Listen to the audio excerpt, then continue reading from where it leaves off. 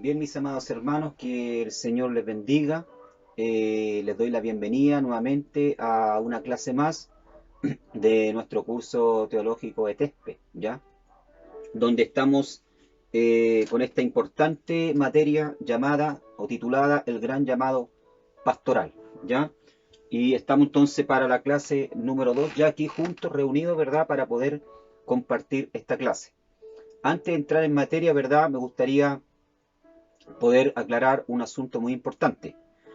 Esta materia, ¿verdad? El llamado pastoral está dentro del currículo, ¿verdad? Del curso teológico. De hecho, en cualquier seminario, ¿verdad? Donde usted vaya a estudiar teología, va a tener incluida y debe tener incluida, ¿verdad? Esta materia para poder así aclarar las dudas a las personas, ¿verdad? Que son aspirantes al llamado pastoral.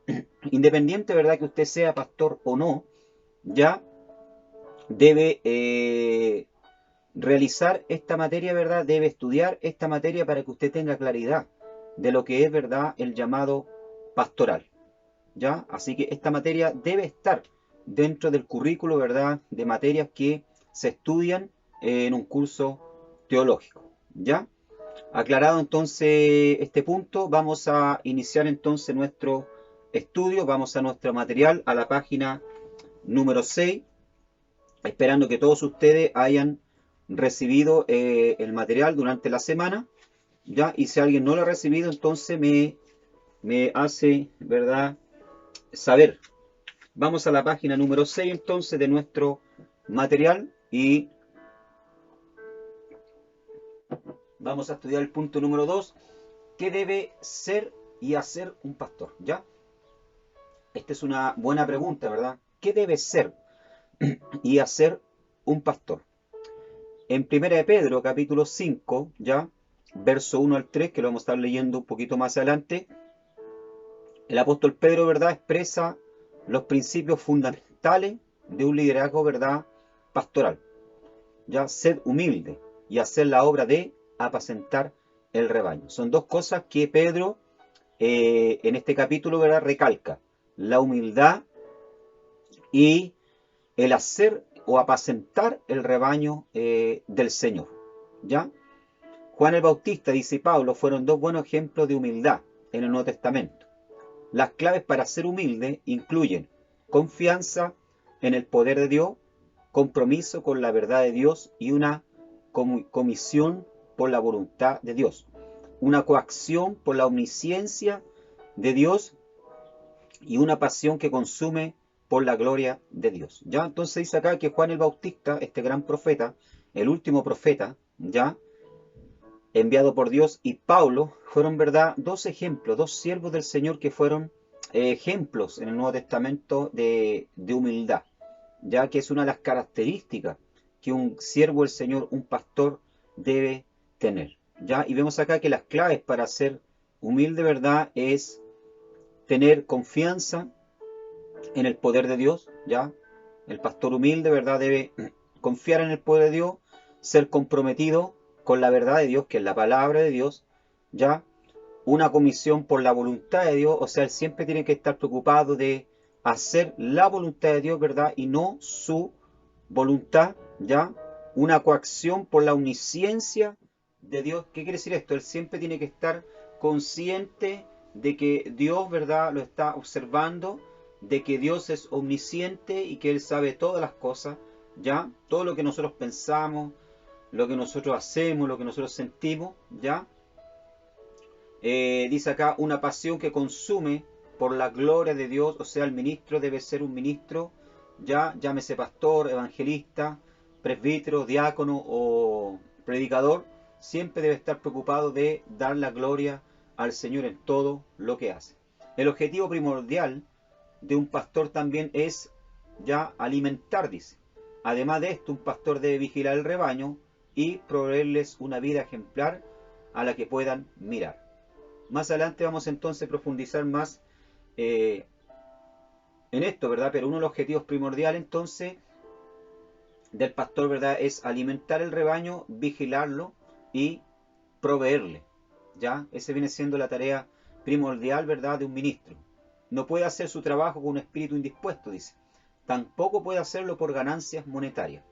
Más aún debe obedecer los mandatos de la Escritura, a ser fiel a la verdad bíblica, intrépido en exponer y refutar el error, ejemplar en piedad, diligente en el ministerio y estar dispuesto a sufrir en su servicio. ¿Ya? Entonces aquí vemos a modo de introducción lo que debe ser y hacer un pastor. Vamos a ir desarrollando más entonces este punto. ¿Ya? Estamos en la página número 6. Dice, hay una vasta cantidad de material disponible para instruir a los pastores en cómo conducir sus ministerios. ¿Ya? O sea, hoy en día en las librerías cristianas, amado hermano, ¿verdad? Y por internet también, ¿verdad? Hay un vasto, ¿verdad? Material en cuanto a qué es lo que es el ministerio pastoral. ¿Ya? Dice acá, abundan los libros, los cassettes o los CD, ¿verdad? ¿Ya? O los estudios, reportajes y seminarios. ¿Ya? De hecho, hay tanto material disponible que un pastor fácilmente podría pasar todo su tiempo absorbiéndole y no tener tiempo para el ministerio real. O sea, hay mucho, ¿verdad? Material disponible, ¿verdad? Para poder estudiar y poder entender qué es lo que es el ministerio pastoral.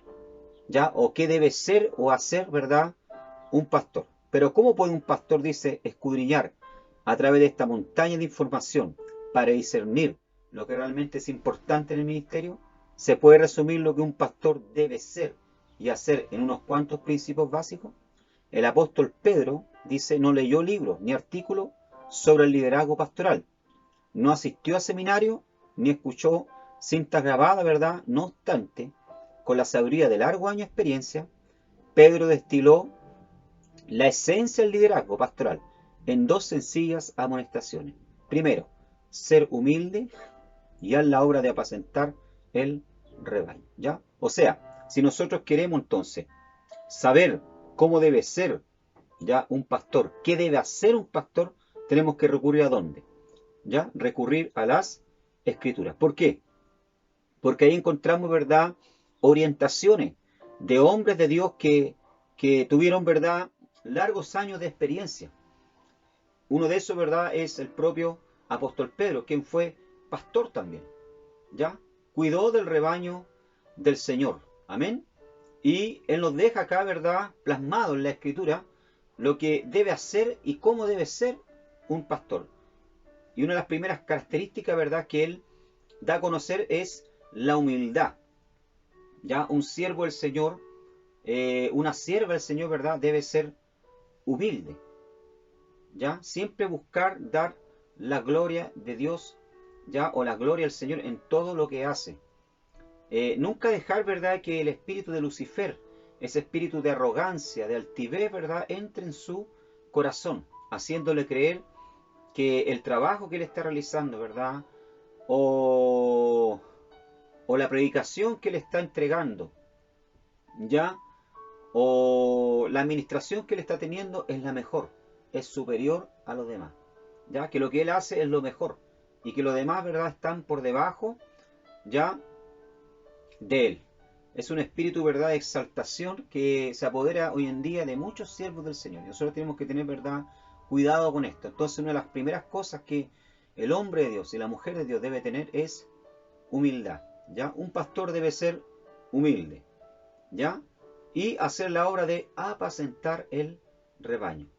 Dice, y dejó plasmados estos dos principios fundamentalmente en 1 de Pedro, capítulo 5, verso 1 al 3. Aquí nosotros, ¿verdad?, en este texto, ¿ya? Usted puede leerlo en su casa, en la Biblia, ¿ya? Encuentra orientaciones básicas sobre cómo debe ser un pastor y qué es lo que debe hacer. Dice Pedro, ¿verdad?, en 1 de Pedro, capítulo 5, verso 1 al 3, dice, ruego a los ancianos, ¿ya? Miren la humildad de Pedro. Él podría dar una orden, decir, ¿verdad?, le aconsejo a los ancianos, ¿verdad? O le ordeno a los ancianos, pero él dice ruego, comienza, ¿verdad?, rogando. Así que aquí vemos ya, ¿verdad?, un espíritu de humildad. Él no trata de imponerse sobre los demás ministros, sobre los demás siervos del Señor. Dice, ruego a los ancianos que están entre vosotros. Yo anciano también, dice, con ellos, y testigo de los padecimientos de Cristo, porque él había sido, ¿verdad?, testigo ocular ya, de lo que Jesús había sufrido, que soy también participante de la gloria que será revelada, dice apacentad la grey de Dios, ya, que está entre vosotros. Esa palabra apacentar, ¿verdad? Es una palabra que envuelve muchas cosas, ya, guiar, alimentar, proveer, cuidar, etcétera. ¿Ya? Apacentar la grey de Dios que está entre vosotros, cuidando de ella, dice. ¿Ya? O sea, aquí encontramos otra palabra importante, ¿verdad? Cuidar. Nosotros fuimos llamados para apacentar, fuimos llamados para cuidar, ¿ya? La obra del Señor, ¿verdad? El rebaño. No por fuerza, dice, ¿m? Sino voluntariamente. No por ganancias deshonestas, sino con ánimo pronto. No como teniendo señorío sobre los que están a vuestro cuidado, sino siendo ejemplo de la grey, ya, del Señor. ¿Ya? Entonces aquí hay una serie, ¿verdad? ¿Cuánto se llama? De orientaciones que el apóstol Pedro le da a los pastores sobre cómo debe ser un pastor, ¿verdad? Y qué debe hacer, ¿ya? En primer lugar, ¿verdad? Estamos en la página número 7. Un pastor, como dije anteriormente, debe ser humilde, ¿ya? La humildad es la base de todas las cosas. Si queremos crecer en el ministerio, si queremos ser bendecidos, ¿verdad? Debemos ser humildes.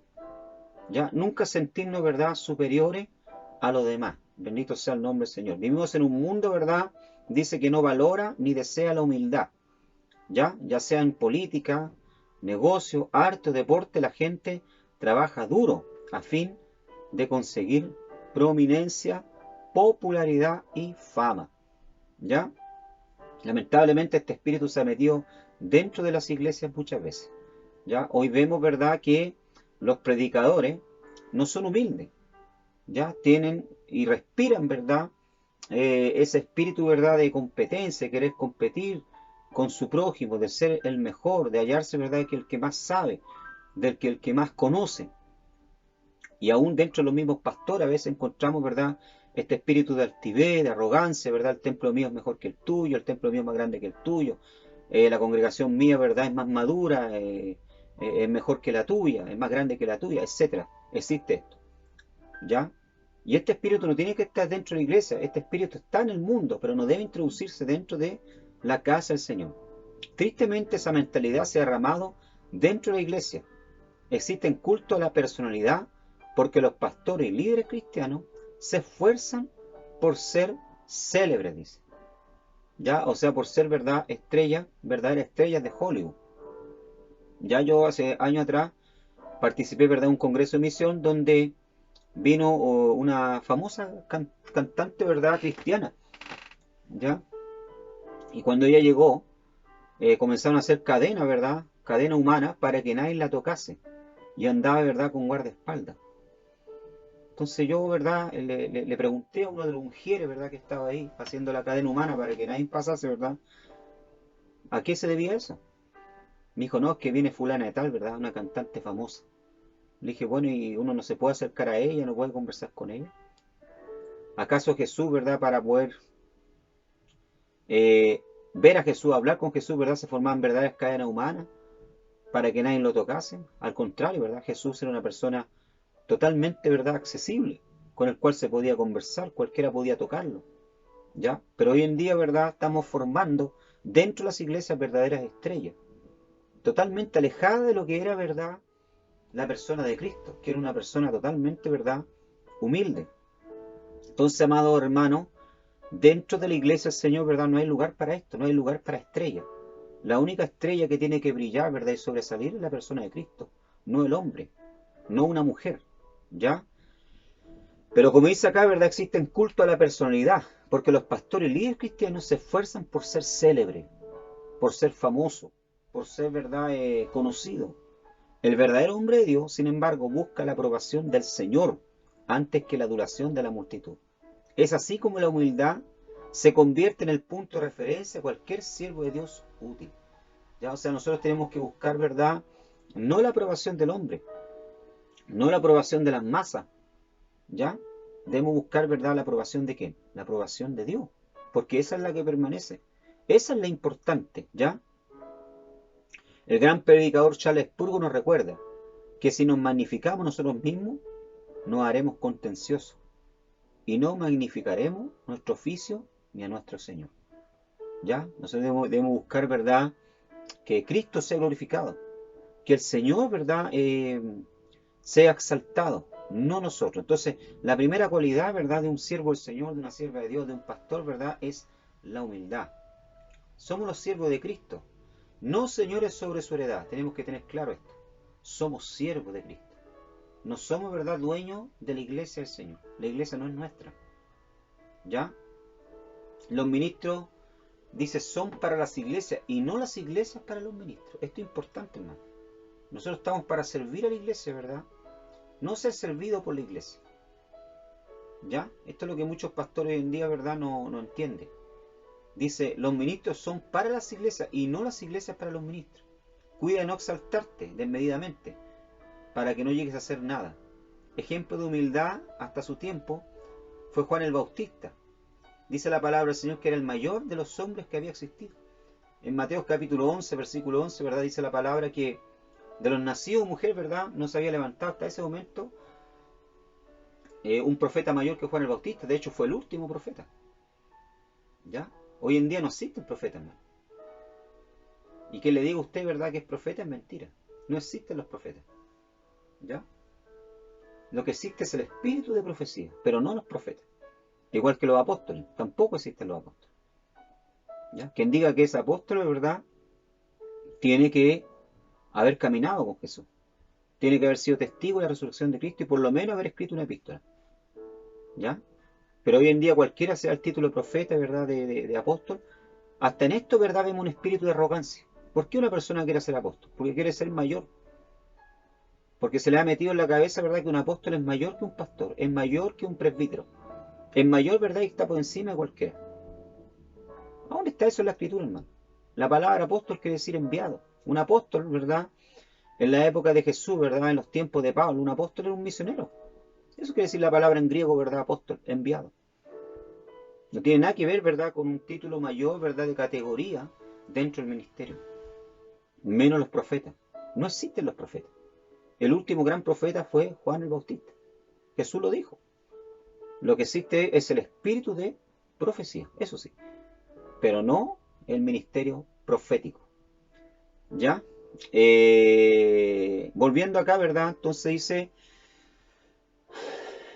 fue el último de los profetas del Antiguo Testamento, privilegiado, con ser no menos que el inmediato precursor del Mesías. No obstante, fue un hombre humilde y expresó esa humildad cuando dijo de Cristo, es necesario que Él crezca, pero que yo mengue. Qué tremendo esto, hermano.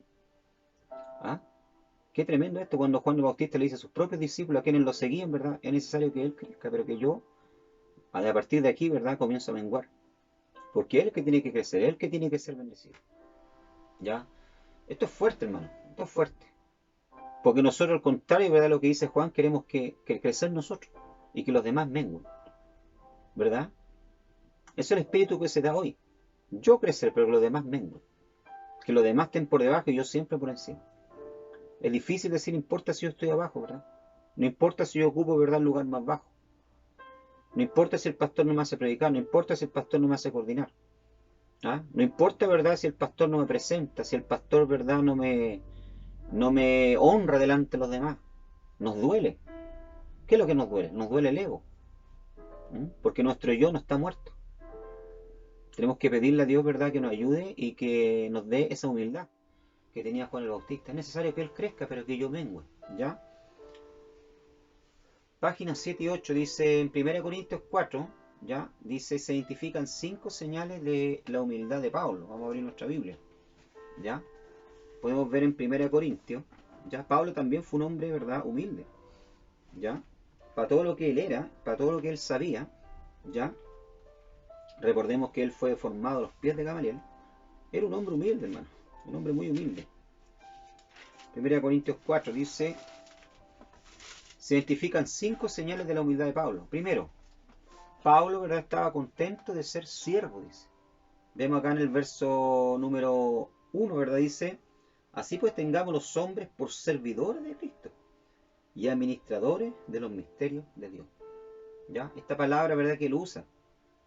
Tengamos, dice a los ministros, ¿verdad?, a los pastores, a los presbíteros como servidores de Cristo. ¿Ya? O sea, usted, mi hermano, yo fui llamado, ¿verdad? ¿Para qué? Fuimos llamados para servir, ¿ya? Fuimos llamados para servir. Primero está contento, dice, de ser siervo. Así pues tengamos los hombres por servidores de Cristo y administradores de los misterios de Dios. La palabra que se traduce aquí, ¿verdad? Por siervo, en griego, ¿verdad? Es huperetes, ¿ya? Esa es la palabra que usa Pablo aquí en el versículo 1, cuando se dice, ¿verdad? Eh, siervo, porque la palabra en hebreo, ¿verdad? Para siervo es obed, ¿ya? Es, obed, ¿verdad? En el Antiguo Testamento en hebreo, ¿verdad? Era un esclavo. Era una persona, ¿verdad? Que estaba en la casa, ¿verdad? Para los mandados, para limpiarle los pies a sus amos, ¿verdad? Lavarle los pies, ¿ya? Y en el Nuevo Testamento, ¿verdad? Es la palabra juperetes, la cual se refiere literalmente a un remero de abajo, dice. Uno que remaba en el nivel más bajo de un barco de guerra, ¿ya? Ahí yo puse a su costado, ¿verdad? Izquierdo de la pantalla, parece que quedó derecho, un galeón, ¿verdad? Un barco, ¿verdad? Romano, una galera romana, ¿ya? Que tenía 3 niveles de remero. Si ustedes se pueden fijar ahí, 3 niveles de remero. ¿Ya? El juperete, ¿verdad? O el siervo al cual se refiere Pablo, era el remero de más abajo, el último, al cual, ¿verdad? Nadie veía, del cual nadie sabía. E incluso, ¿verdad? Cuando estos barcos eran impactados por los otros barcos, ¿verdad? Estos remeros, hermanos, morían ahogados, porque iban encadenados, no tenían cómo escapar. O sea, estaban condenados a toda una vida a servir, ¿verdad? Y a morir, ¿ya? Remando. Entonces, cuando Pablo dice, ¿verdad? Tengamos a los siervos de Dios, a los ministros, ¿verdad? Como siervos, como remeros. Está diciendo, ¿verdad? Ellos están condenados a servir toda su vida hasta morir, ¿ya? Y son los últimos, son los que están, ¿verdad? En el último piso, escondidos. Nadie los conoce. ¿Por qué? Porque su labor, ¿verdad? Es remar. Eso es lo que Pablo está diciendo. Tales remeros en desconocidos sin ser reconocidos ni honrados, dice. Mire, cuando todo está dicho y hecho, dice Pablo, que se diga de mí que yo movía mi remo. Se imagínese. Un remero, ¿verdad? Un juperete, ¿verdad? Era una persona que nadie la conocía. Nadie estaba preocupado de él, ¿verdad? Si comía, si bebía agua. ¿Ya? Es el espíritu que tiene que estar dentro de nosotros como siervo, como ministro del Señor. No estar preocupado, ¿verdad? Si me nombraron, si me saludaron, si me reconocieron, si me llamaron, ¿verdad? Por el título que yo tengo. Si me llaman de hermano, amén. Si me llaman de pastor también, amén. Ahora, si yo me ofendo, ¿verdad? Por eso, entonces quiere decir, ¿verdad? Que está faltando ¿qué? Está faltando humildad en mi corazón. ¿Ya? Entonces, la primera característica, señal, ¿verdad? De humildad de Pablo, ¿verdad? Era que él era un siervo. ¿Ya? Él era un siervo. ¿Ya? Dice acá, una segunda señal de humildad de Pablo era su disposición a ser juzgado por Dios. En 1 Corintios 4:4 dice, escribió, pero el que me juzga es el Señor. ¿Ya? Pablo no buscaba la honra de los hombres, ni tampoco le importaba lo que pensaba de él.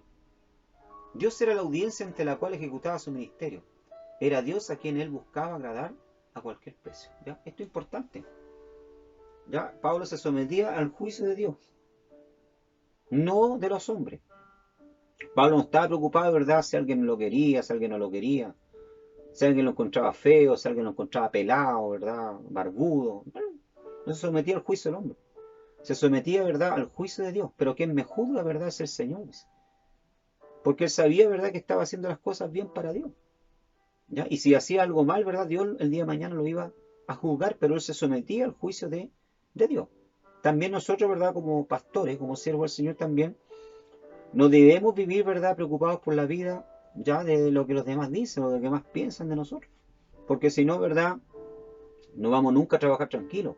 No vamos nunca, ¿verdad? A hacer la obra del Señor tranquilo. Debemos someternos, ¿verdad? Al juicio de Dios.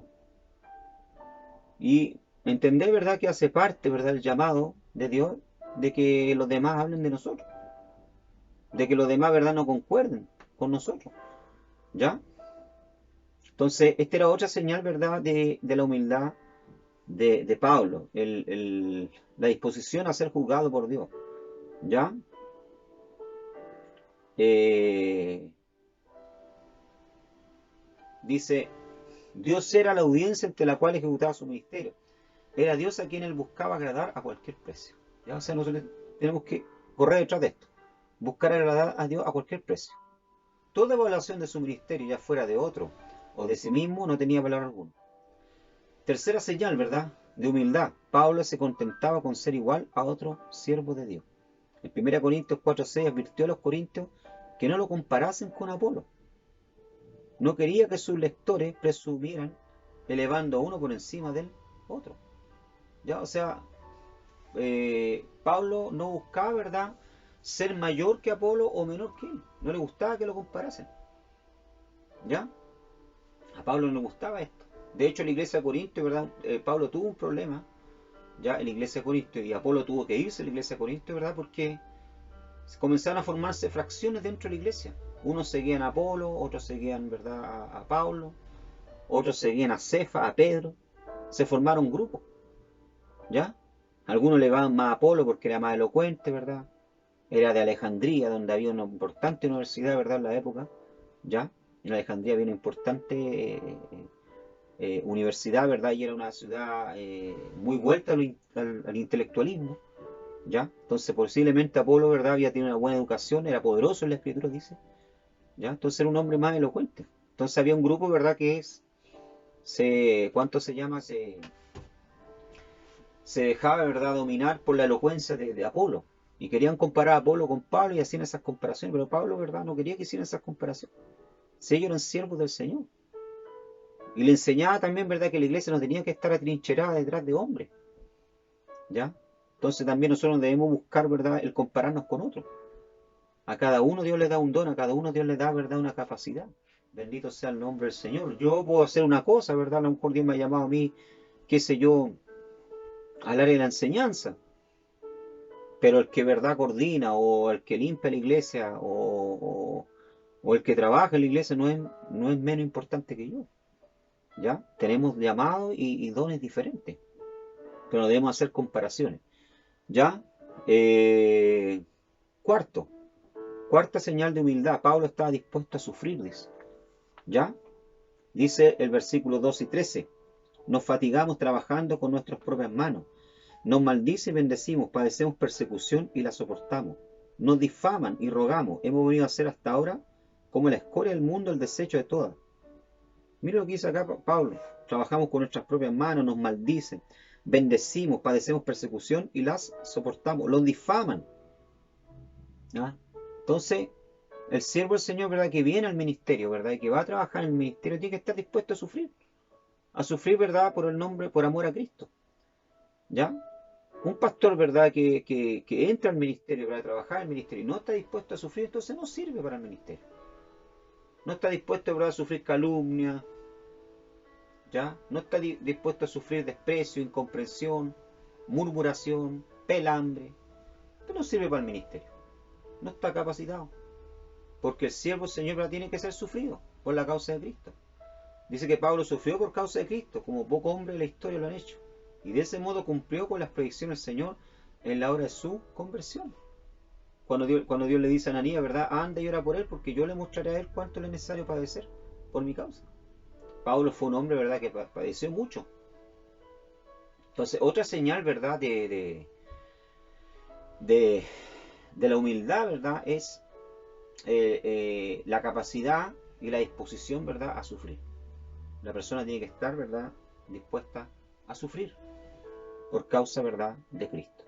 ¿Ya? Estas cualidades, ¿verdad?, nosotros como pastores debemos poseer. Bendito sea el nombre del Señor. Amén. La humildad, primero, entender que somos siervos, somos remeros.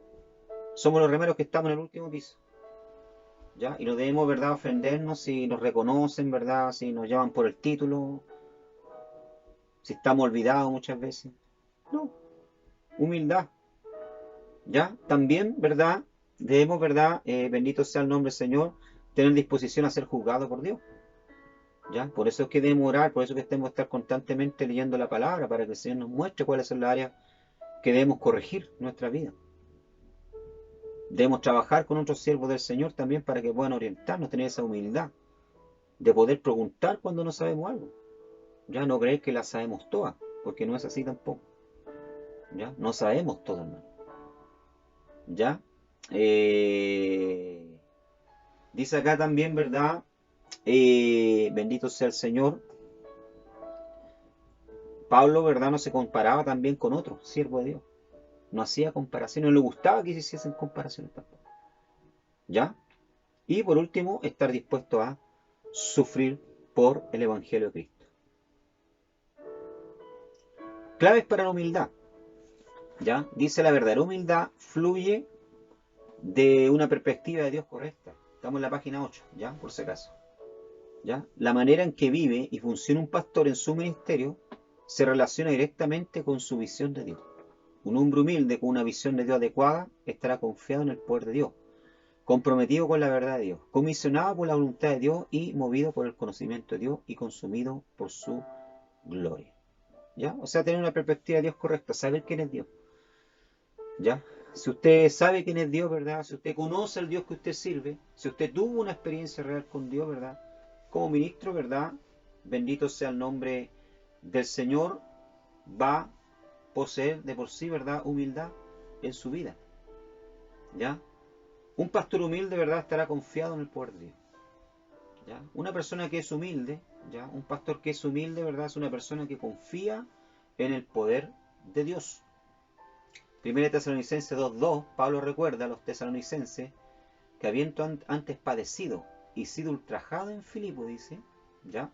Esta historia la encontramos en Hechos capítulo 16, ¿verdad? Cuando Pablo llega a Filipo, ¿ya? En su viaje misionero junto con Sila, ¿verdad?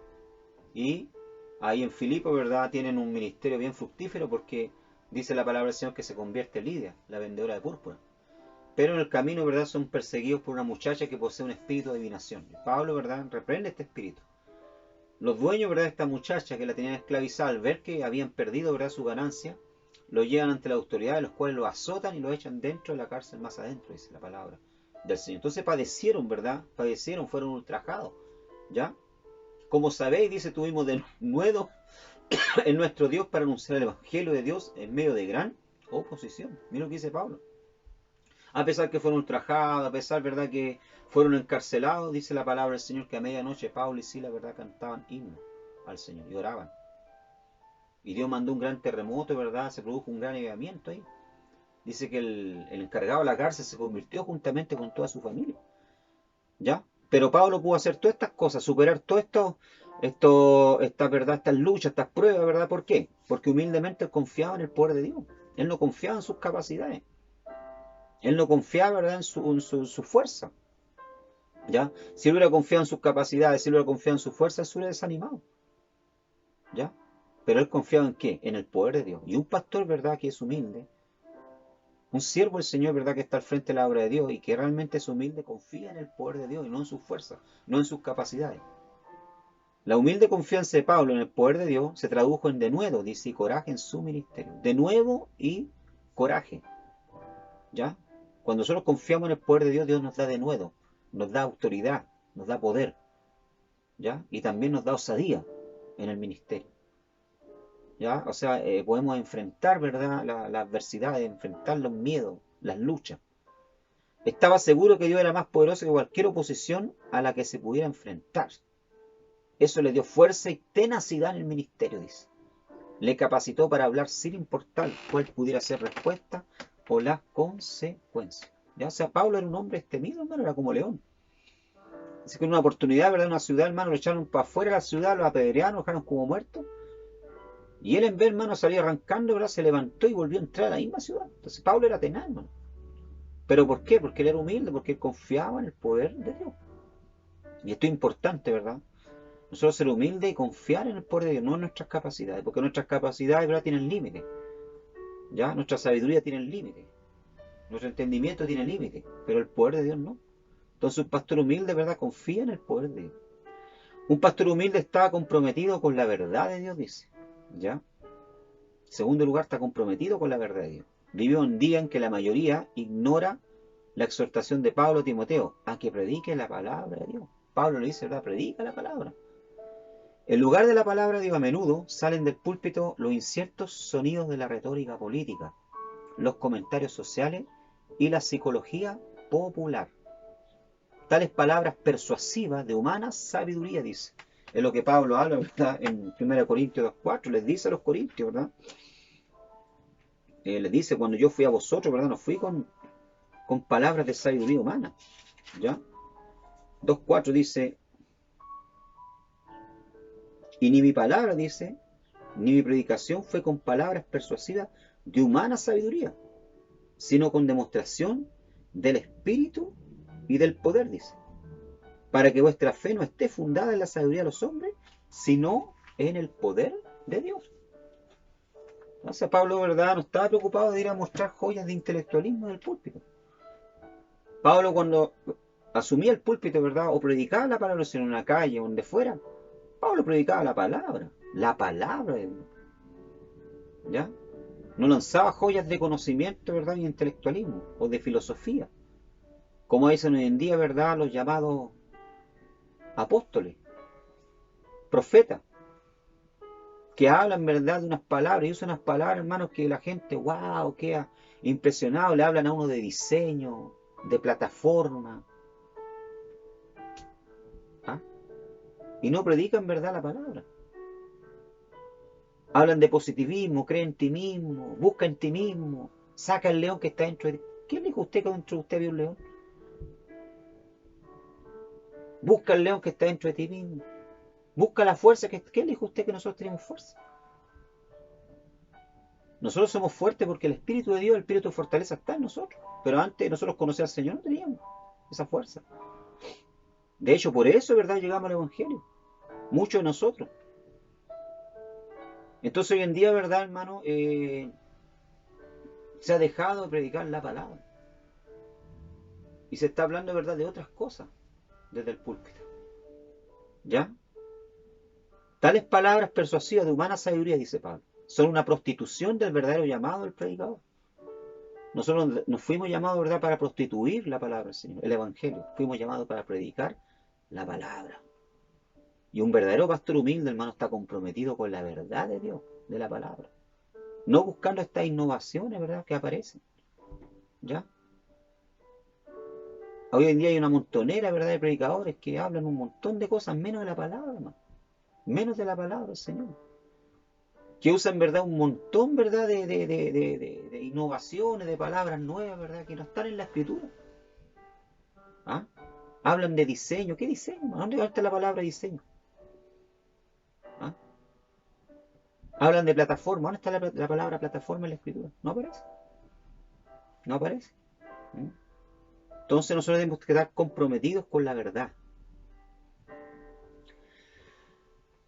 Un pastor humilde, ¿verdad?, es comisionado por la voluntad de Dios. ¿Ya? Este punto lo tocamos en la primera clase. ¿Ya? Nosotros fuimos llamados por Dios. Usted fue llamado por el Señor. Usted fue comisionado por la voluntad de Dios. No fue un hombre que te colocó en el ministerio. Fue el Señor. Todos los creyentes tienen el derecho y la responsabilidad de hablar del Evangelio. Siempre y donde puedan, dice. Sin embargo, nadie que no haya recibido el llamado de Dios para ministrar debe sustentar el oficio de pastor. ¿Ya? El llamado al ministerio pastoral. O sea, nadie debería meterse, hermano, al llamado a pastorear. ¿Ya? Si no fue llamado por Dios. Usted no haga ni tal, ¿verdad?, de entrar al ministerio si Dios no te llamó. Por más que usted le diga, en verdad, de que usted tiene capacidad, de que usted puede hacerse cargo. No, mi hermano, ora al Señor. Ora al Señor, mi hermana. Pregúntele a Dios, Señor, ¿realmente tú me llamaste para esto? ¿Ah? No se meta a ministrar, ¿verdad?, ¿ya?, donde Dios no le llamó. Tiene que tener mucha convicción de que Dios te llamó. ¿Ya? Los que orgullosamente se exaltan a sí mismos a esa posición no tendrán la bendición de Dios. Como dije la vez pasada, usted puede hasta entrar, ¿verdad?, hacerse cargo de una congregación, de una iglesia, pero si Dios no lo llamó, usted no va a tener la bendición de Dios, no va a tener el respaldo de Dios. ¿Ya? Dios dirá de ellos lo que dijo los falsos profetas de los días de Jeremías. No envié yo a aquellos profetas, pero ellos corrían. Yo no les hablé, mas ellos profetizaban. Jeremías 23, 21. O sea, lo que pasa hoy en día, ¿verdad? Pasaba los días de Jeremías. Mucha gente se mete, ¿verdad?, al ministerio, se autoproclama sola, pastor. Se autollama solo. ¿Ya? Y se coloca. Yo he visto mucho esto, hermano, a través de los 26 años de ministerio que yo tengo. Gente que quiere ser, hermano, y que uno sabe que no tienen llamado. ¿Mm? Un pastor humilde de verdad es conducido por el conocimiento de Dios, dice. ¿Ya? La omnisciencia de Dios es una clave y un motivo más para la humildad. ¿Ya? O sea, ser consciente, ¿verdad?, de que Dios sabe todas las cosas. Que a Dios yo no lo puedo engañar, ¿no? ¿Ya? Como lo hacen, tratan de hacer hoy en día mucho. ¿Mm? Están al frente de la iglesia, ¿verdad? Pero por detrás llevan una doble vida. ¿Ya? Están al frente de la iglesia, ¿verdad? Pero tienen una doble vida. Tienen otra mujer por fuera, aparte de su esposa. Engañan a su esposa, engañan a la congregación. Tienen una doble vida. ¿Mm? Ser consciente, hermano, de que Dios es omnisciente, que Dios me conoce, que Dios conoce mis pensamientos, que Dios conoce mi corazón. Esta conciencia la tenía José. ¿Por qué José, verdad, pregúntese usted, no pecó con la mujer de Potifar? José podía haber pecado. José podía haber dicho, verdad, bueno, fui vendido, fui traicionado por mi hermano, estoy lejos de mi papá, el Dios de mi padre me abandonó, estoy aquí en la casa, verdad, del capitán, verdad, de la guardia del faraón, la mujer de él es una mujer hermosa, me está tentando, puedo pecar, soy joven, soy soltero. Pero José, ¿verdad? Cuando la mujer de Potifar, ¿verdad?, quiso tentar, lo que dijo él: ¿por qué yo pecaría contra mi Señor y contra Dios? José, ¿verdad?, tenía conciencia de la omnisciencia, de que Dios lo estaba mirando. De que a pesar que él estaba lejos de su papá, ¿verdad?, y que había sido traicionado por sus hermanos y vendido, Dios estaba ahí con él. Es el tipo de conciencia que nosotros tenemos que tener. La omnisciencia de Dios es una clave y un motivo más para la humildad. En tanto que es posible engañar a otros con una fachada de piedad externa, dice, Dios conoce los secretos del corazón. Lo que un ministro es de rodillas delante del Dios poderoso en secreto, escribió John Owen, eso es y nada más. ¿Ya? La omnisciencia de Dios significa ser tenido responsable en el ministerio. Mantiene al hombre enfocado en agradar a Dios y no a los hombres. O sea, usted es responsable. Este tipo de conocimiento, hermano, saber de que Dios es omnisciente, que Dios conoce mis pensamientos, Dios conoce mi corazón, ¿verdad? Eso usted lo hace responsable delante de Dios. ¿Mm? Dios escudriña los deseos, motivos e intenciones del corazón y sabe lo que se hace para agradar a otro y para agradar a Él. 1 Tesalonicenses capítulo 2, versos 4 y 5 dice, sino que según fuimos probados por Dios, para que se nos confiase el Evangelio, así hablamos, no como para agradar a los hombres, sino a Dios que prueba nuestros corazones, porque nunca usamos de palabra lisonjera, como sabéis, ni encubrimos avaricia, Dios es testigo. O sea, Pablo estaba preocupado de qué. Estaba consciente, ¿verdad?, de que Dios lo estaba observando. Y él buscaba, ¿verdad?, ¿qué? Agradar a Dios. ¿Ya? Él buscaba agradar a Dios en su ministerio, en lo que él hacía. ¿Ya? Estamos en la página número 11. Por último, dice, un pastor humilde, ¿verdad?, es consumido por la gloria de Dios. Esta es otra característica, ¿verdad? Consumido por la gloria. Estamos viendo lo que un pastor es y debe hacer. Acuérdense. El pastor humilde es consumido por la gloria de Dios. Esta clave alcanza el epítome de la humildad, porque es imposible buscar gloria personal y la gloria de Dios a la vez. No se puede. En el nuevo pacto, que es glorioso, dice, mire lo que dice acá, es el nuevo pacto que es glorioso, dice, y no suministro. Ojo con esto. Es el nuevo pacto que es glorioso y no suministro. ¿Ya? Si todo lo que hacen los creyentes normal y corriente es para la gloria de Dios, ¿cuánto será la obra del ministerio? 1 Corintios 10:31, veamos este. Dice, si pues coméis o bebéis o hacéis otra cosa, hacedlo todo para la gloria de Dios. O sea, cualquier cosa que yo haga para el Señor, hermano, tiene que ser para su gloria. Buscando la gloria de Dios, que el nombre del Señor sea exaltado. Que el nombre de Dios sea, verdad, glorificado. En 1 Tesalonicenses 2:6 dice, Pablo escribió, ni buscamos gloria de los hombres, ni de vosotros, ni de otros, aunque podíamos seros carga, como apóstoles de Cristo. Pablo, verdad, no era como Diótrefes, de 3 Juan 9, ¿ya? Que buscaba siempre la preeminencia, ¿ya? Este tal Diófretes, ¿verdad?, buscaba ser el primero. Dice que expulsaba a los siervos del Señor que llegaban, ¿verdad?, de visita, a visitar la iglesia, lo expulsaba, lo echaba. Porque Dios frente a qué estaba preocupado, de buscar su propia gloria, de ser él primero, de ser él reconocido. ¿Ya? Él no buscaba estima, honor, alabanza. Su preocupación era la gloria de Dios. ¿Qué distingue a un hombre efectivo en el ministerio? Esto, ¿ya? Ser consumido por la gloria de Dios. Buscar la gloria de Dios en todo lo que hace. Todo lo que nosotros hacemos, ¿verdad? Es para su gloria, no para exaltación, ¿verdad? Nuestra. Pero hoy, ¿qué es lo que vemos? Vemos lo contrario, ¿no? Yo conozco hoy en día, ¿verdad? Personas que yo los conozco, hermano. Y Dios comienza a levantarlo, ¿verdad? Y comienzan a predicar y ya les cambia hasta la voz, hermano. Cambian su forma de ser, su forma de comportarse, ya se creen verdaderos, ¿verdad? Rockstar del ministerio. ¿Por qué? Porque no buscan la gloria de Dios. ¿Mm? Bien, estamos en la página 12 y ya con esto terminamos, ¿ya? Recuerden que estamos hablando de lo que debe ser un pastor y lo que debe hacer, ¿ya? Un pastor, ¿verdad?, debe pastorear el rebaño de Dios, ¿ya? Para eso fuimos llamados, para pastorear el rebaño de Dios. De todos los títulos, dice, metáforas utilizadas para describir el liderazgo espiritual, la más apropiada es la del pastor, dice. Como pastores, los ministros deben guardar el rebaño para que no se desvíe, guiarlo a los verdes pastos de la palabra de Dios y defenderlo contra los lobos salvajes, ¿ya? Para eso fuimos llamados, para guiar el rebaño, para alimentarlo, para protegerlo de los lobos salvajes. ¿Por qué? Porque se levantan lobos, hermano, ¿ya? De hecho, en Hechos capítulo 20, verso 29, en su tercer viaje misionero, Pablo, ¿verdad?,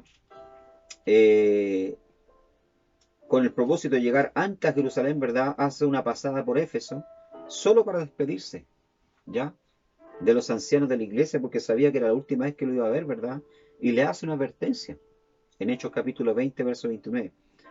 Dice Pablo, porque yo sé que después de mi partida, entrarán en medio de vosotros lobos rapaces, que no perdonarán al rebaño. Y el verso 30 dice, de vosotros mismos se levantarán hombres que hablen cosas perversas para arrastrar tras sí a los discípulos.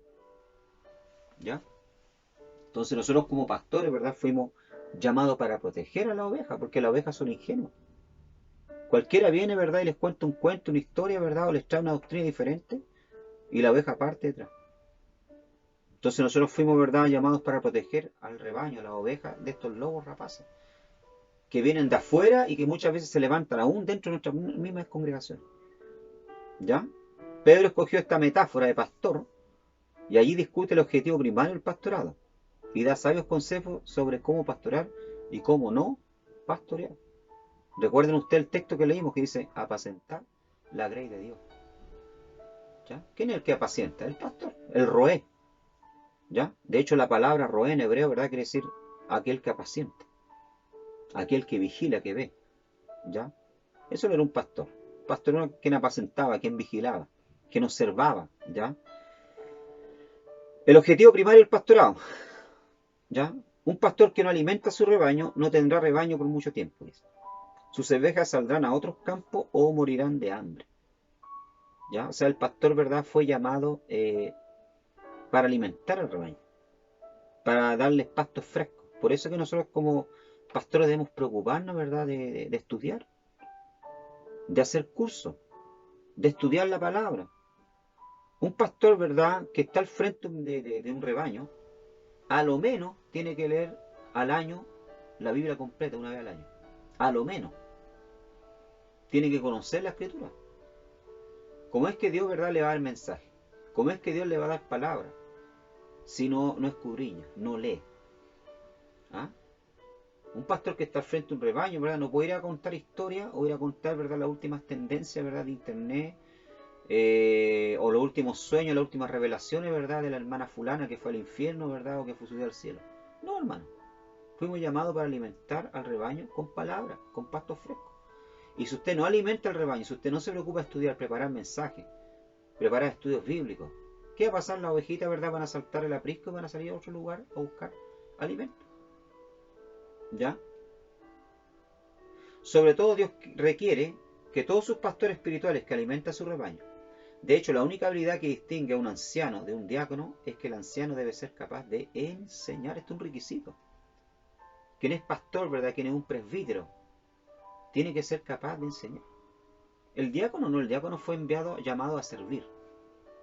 ¿Ya? El diácono que es consagrado, ¿verdad? Fue llamado a servir, aunque también puede predicar.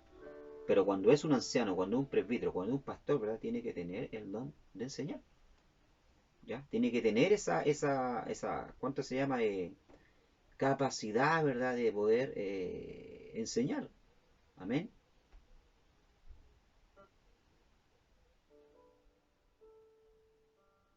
¿Ya?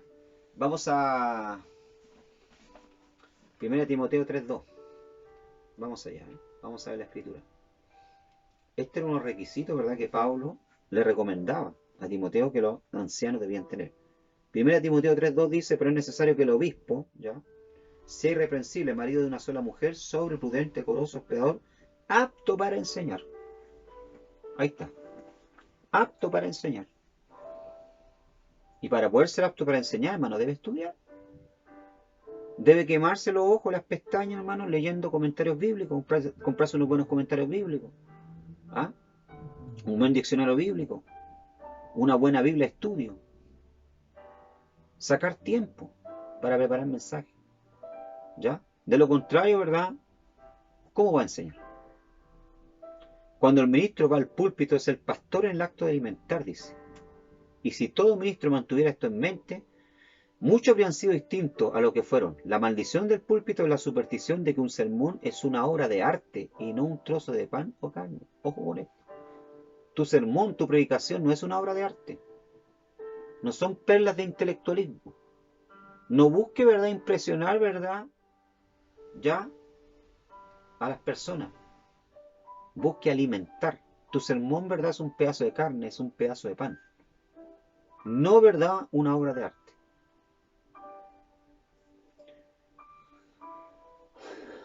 ¿Cómo pastorear? Dice. Además de alimento, el pastor tiene dos responsabilidades primarias para con su rebaño.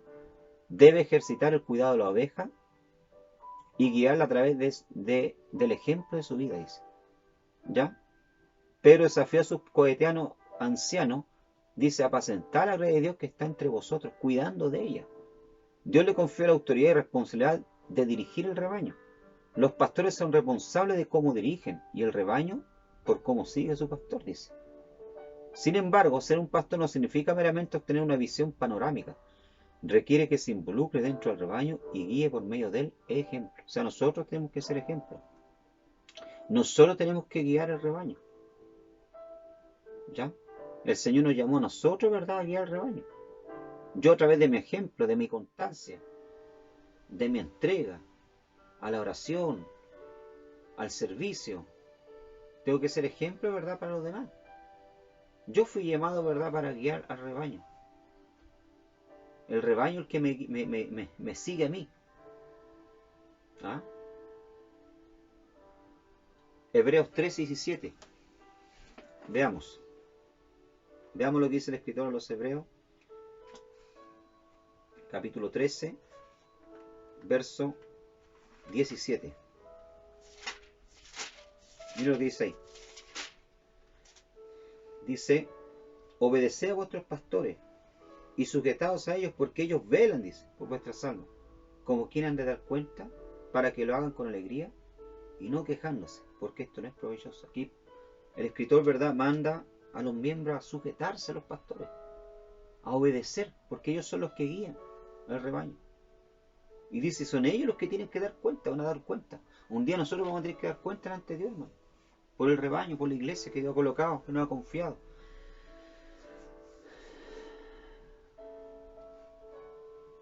Dice, decíamos, ¿verdad?, acá, debe ejercitar el cuidado de la oveja y guiarla a través del ejemplo de su vida. O sea, fuimos llamados para cuidarla y para guiarla también. Y por último, cómo no pastorear, dice. ¿Ya? Hemos visto cómo debemos pastorear. Pero aquí en este último punto, ¿verdad?, vemos cómo no pastorear, dice. En su exhortación a sus colegas pastores, Pedro les advierte dos peligros. El primero, deben evitar hacer aquello que hacen sin una buena disposición, dice. Un buen pastor hace su trabajo no por la fuerza, sino voluntariamente. Ya sea, yo tengo que tener una buena disposición, voluntariamente, porque yo para eso fui llamado. Si me llaman a orar por alguien, tengo que ir voluntariamente. ¿Ya? Tengo que ir con ganas. ¿Mm? Tengo que estar disponible. Porque yo soy un padre, soy un papá. Se me invita en verdad a asistir a un funeral, ¿verdad? Bendito sea el Señor, tengo que ir a llevar la palabra, una palabra de consuelo.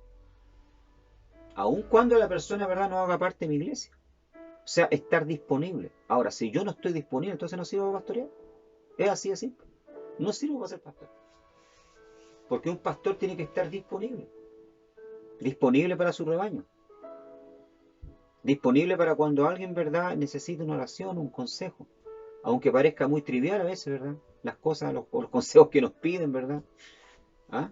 La otra vez yo veía una película judía sobre un rabino y me llamó mucho la atención, ¿verdad? Yo me reía porque es algo que a uno le pasa, ¿ya?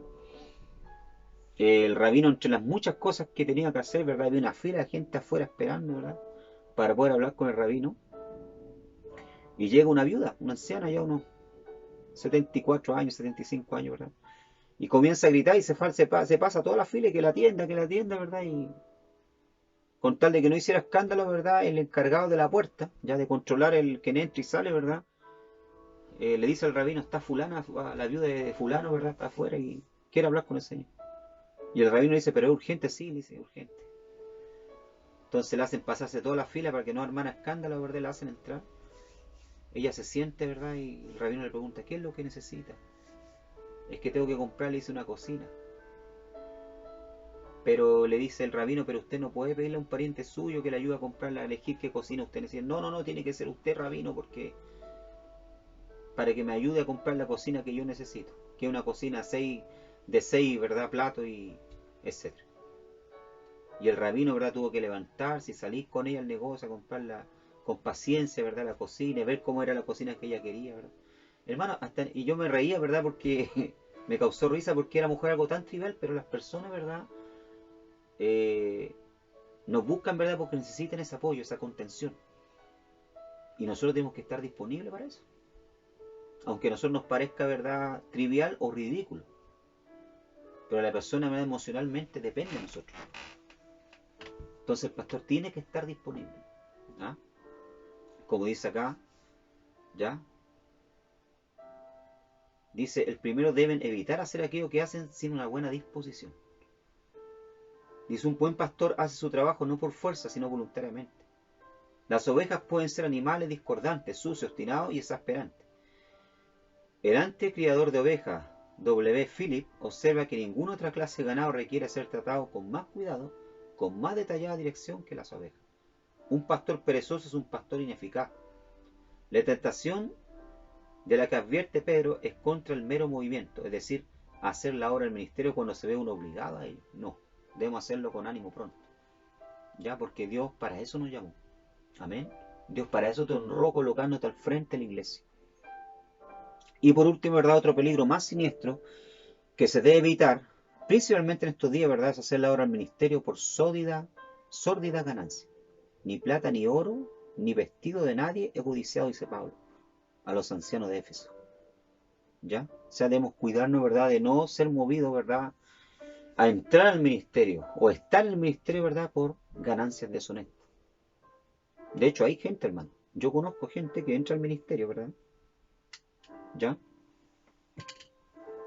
Y se transforman en predicadores, ¿verdad?, para poder adquirir ganancias, para poder tornarse, ¿verdad?, rico, porque en el mundo, ¿verdad?, secular fracasaron. ¿Ah? No pudieron estudiar, no pudieron terminar estudios, no pudieron ir a la universidad, ¿verdad? Entonces se dedicaron al ministerio para poder tener una buena vida, un buen pasar. ¿Ya? Muchos pastores también hoy en día, ¿verdad?, están acusados de, ¿cuánto se llama?, de abusar de las ovejas, de trasquilar las ovejas. Muchos pastores hoy en día, ¿verdad?, viven lujosamente, ¿ya? Y producen, ¿verdad?, un escándalo al evangelio. Entonces también nosotros tenemos que cuidarnos en esto, no ser movidos, ¿verdad?, por ganancias, ¿ya?, deshonestas. ¿Mm? Amén. Ahora hay otro punto que hay que aclarar. El siervo de Dios sí también es digno de su salario. El obrero es digno de su salario. Pablo dice, ¿verdad?, que quien predica el evangelio, viva del evangelio. Y el siervo de Dios tiene que ser, ¿verdad?, remunerado también. Tiene que ser mantenido por su iglesia. Porque también está ese otro extremo, ¿verdad?, de que la iglesia, ¿verdad?, se desentienden. No se preocupan de los pastores. ¿Mm? No se preocupan, ¿verdad?, y no toman conciencia que el pastor también come, también tiene una esposa, también tiene hijos, también tiene que pagar luz, tiene que pagar agua, tiene que pagar arriendo, tiene que ser sostenido. Entonces también está ese otro extremo. Pero quien se acerca al ministerio, ¿verdad?, no debería acercarse, ¿verdad?, por ganancias deshonestas. Dice, nadie puede servir a dos señores, declaró Jesús, porque aborrecerá el uno y amará al otro, o estimará el uno y menospreciará al otro. No podéis servir a Dios y a las riquezas. Amén. Bien, mis amados hermanos, que el Señor les bendiga. Llegamos hasta aquí entonces con esta segunda clase. Espero que el Señor haya aclarado muchas dudas en cuanto a lo que es, lo que debe ser y hacer un pastor. Será hasta la próxima clase entonces. Estudien, ya repasen el material, léanlo, ya. Eh, Porque las preguntas de la prueba van a salir entonces ahí del material también y algunas de acá del video. Amén. Que el Señor les bendiga grandemente.